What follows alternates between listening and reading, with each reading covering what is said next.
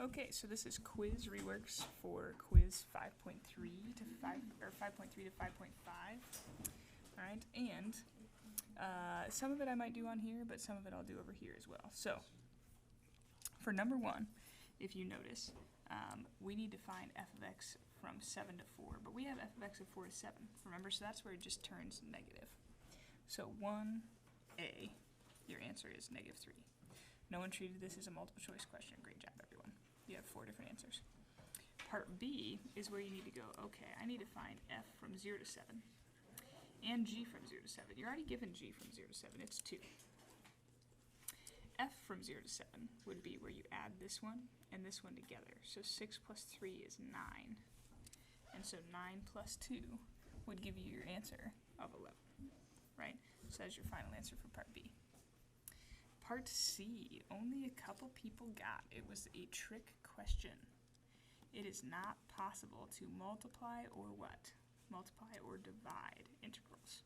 So that one is not possible. That would be your answer to C. So I definitely tricked some people with that on this one and the next one. Some people remembered though, which is a great job. And then on part D, you're supposed to go from 0 to 7, again of 2f minus g. And addition and subtraction is legal, right? That's why this is good. Now if you notice my work here, f from 0 to 7 we already found, it was 9, right? We had to add the 6 plus 3 and get 9.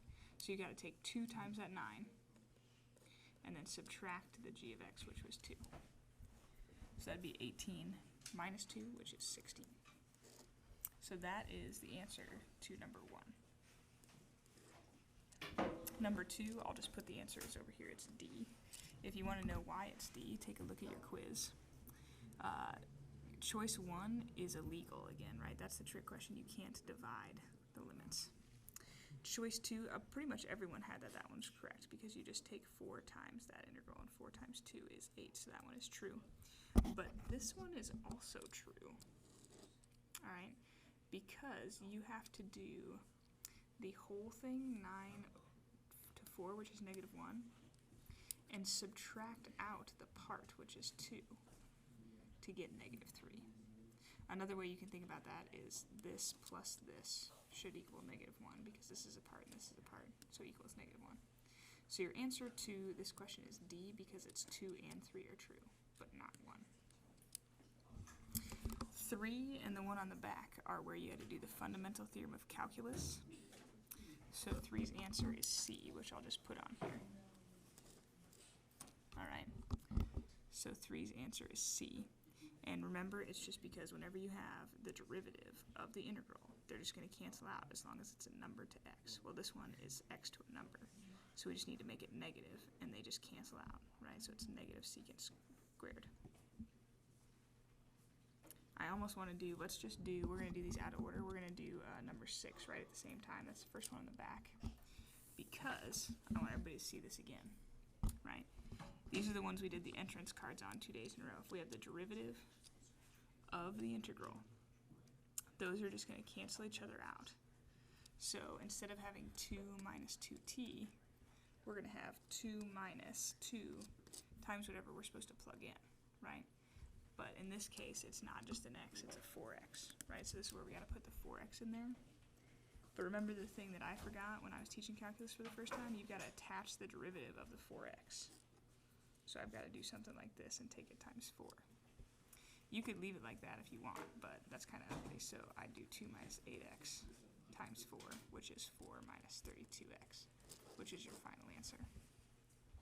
All right, so that is number 6. That was an important question there. So 3 and 6 are where you use that information. Let's go back to 4 and 5. 4 and 5 are where we have to do regular integrals without an int, right? So the first one was the integral from 1 to 9 of x plus 2 squared dx. Now there's a couple different ways to do this. I'm going to do this 2 different ways. You can either have this, and some people notice that you could actually just go backwards from this, and it would be the whole thing x plus 2, cubed with a 1/3 out front. If you notice that, that's really cool. But if you didn't, I went ahead and did the work on my page of foiling this out, so it's the integral from 1 to 9 of x squared plus 4x plus 4 dx. And then I went backwards from here. So it'd be 1/3 plus 2x squared plus 4x, right, from 1 to 9. Or you could have this. Now, either way, if you guys wanted to know, your final answer is actually 1304 over 3, or 434 and 2/3.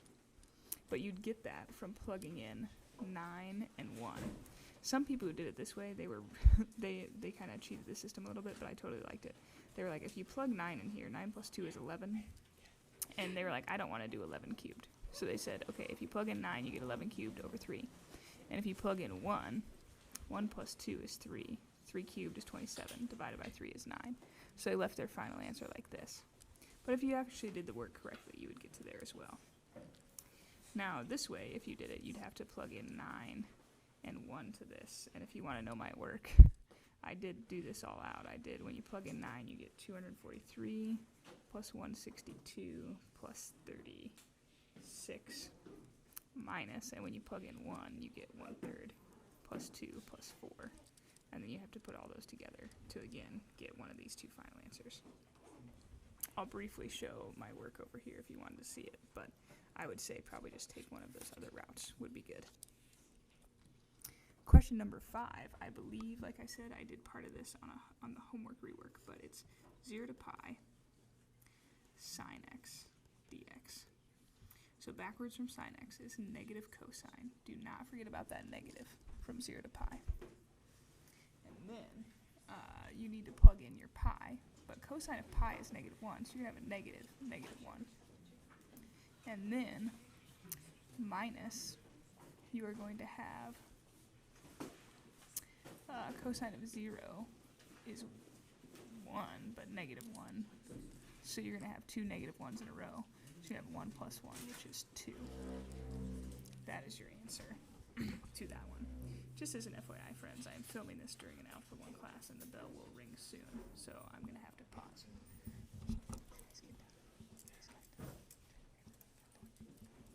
All right.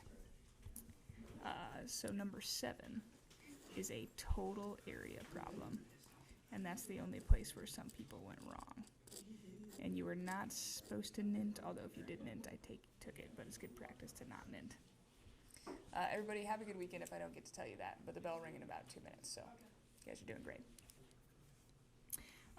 So we need to find the total area between the curve y equals 1 minus x squared and the x-axis. Now remember what total area means? Total area means that everything needs to be positive. So if I graph this thing, I happen to know what this looks like, but you had your calculator, you could graph it if need be. I happen to know that's a parabola facing downward like this. And I've got to go from 1 to 3. So I believe at 2, it's down here at -3. And then at 3, it'd be down here like -8. But either way, we're going to have this little area, and we're going to have this big area. But this one's negative, but we want to turn that positive. So what you do is you take the integral from 0 to 1 of 1 minus x squared, right? Because that's going to give you this guy. And then you're going to take the integral from 1 to 3 of x squared, because that's going to give you this big negative guy. Right. Now if you use nint, that does give you the right answer. But make sure you can go backwards here, right? So backwards from 1 is x. Backwards from x squared is 1/3 x cubed. And we're going from 0 to 1. Now if you plug in 1 minus 1/3 is 2/3. And when you plug in 0, you get 0. So this is just 2/3. So that means this little area up here, that guy's 2/3. Now, if you go backwards, you get the same thing, x minus 1/3 x cubed from 1 to 3. Now we've already plugged in 1, right everybody? When I plug in 1, I get 2/3. So I'm subtracting that. But when I plug in 3, I'm going to get 3 minus, well, 3 cubes 27 divided by 3 is 9. So 3 minus 9. So this is going to get me -6 minus 2/3, which is -6 and 2/3. Oh, I'm off the screen. I'm so sorry. So here I did 3 minus 9, get -6, minus 2/3 is -6 and 2/3. So that means that this area right here is -6 and 2/3. But I need to make this positive to get total area and add it to the 2/3. So you're going to get 7 1/3 for your final answer on number 7. Whew. Leaves 8, 9, and 10. I'm a little worried that people are going to come knock on my door, but it's lunchtime on Friday, peeps. What can I say? Number 8, it wants you to do trapezoid rule of y equals 2x cubed plus 4. All right? And it says compute the area under the curve from -1 to 1 using 4 partitions. Right? So that's the same thing as saying use trapezoidal rule from -1 to 1 of this thing using 4 partitions. So b minus a is 1 minus -1, which is 2, over n, which is 4. So 2/4. Now trapezoidal rule, that is a half. That's your h, right? And h has to be divided by 2 and come in front of everything, right? So this is going to be 1/4 in front of everything. Now, what do we get for everything that we're plugging in? Well, this is where our x values are every half. So our x values, I'm going to put these off to the side here. Our x values, my hand's got to get out of the way there. Our x values are -1, -half, 0, half, and 1. But I still need to plug all those in to the function to get what comes out here, right? When you plug in -1, you get 2. Plus, then you got to take 2 times all the stuff in the middle, right? If you've watched my 295 reworks, this should all look familiar. When you plug in a -half, you get 3 3/4 is what I got. When you plug in 0, that's pretty obvious, you get 4. When you plug in a half, you get 4 1/4. And when you plug in 1, you get 6. And then if you just type that grand thing in your calculator, you get 8 as your final answer. So the answer to number 8 is indeed 8. Number 9. The great news is if I'm going too fast, you guys can always pause and think about it here. Answer number 9, I gave you the trapezoidal area formula on the board, right? It's less than or equal to 1/12 times h squared times that weird second derivative thing, right? So the 1/12's in there. All right, what do they give us here? They say 8 partitions, and then b minus a is 7 and 6. Oof. So it'd be 7 minus 6 over 8 squared. All right, which that's just going to be 1/8 squared, right? So 1/2, 1/8 squared. Here's where the trouble came in. It said an upper bound. Just so you guys know, upper bound just means positive, okay? So that's all that means. And then the second derivative here. So this is where we need to take our function, and we need to take the first derivative and then the second derivative. The first derivative is -30x squared minus 4. The second derivative is -60x. So this was pretty tough because you had to plug in the 7 and the 6, right? Those are our bounds that they give us on this problem. When you plug in 6, you get, hang on, did I do this right? No, hang on. Holy smokes. This is 45. Is that right? Make sure I do this right. No. Oh, that's what I did wrong. This should be a 5. I'm so sorry, buddy. That's our function. So this should be a, it's like I'm off somewhere. That's a -5. So sorry. So it should be a -15x squared. And this should be a -30x. That's much better. Because I know when you plug in 6 and 7, you should be getting -180 and -210. Now remember, it's not which one of these is bigger, it's absolute value, both of those, which one of those is bigger. So 210 is bigger, so 210 goes right here. And if you take 1/12 times 1/8 squared times 210, you do indeed get 35 over 128, which makes D your final answer. We're on our last problem, which is the sandbox problem.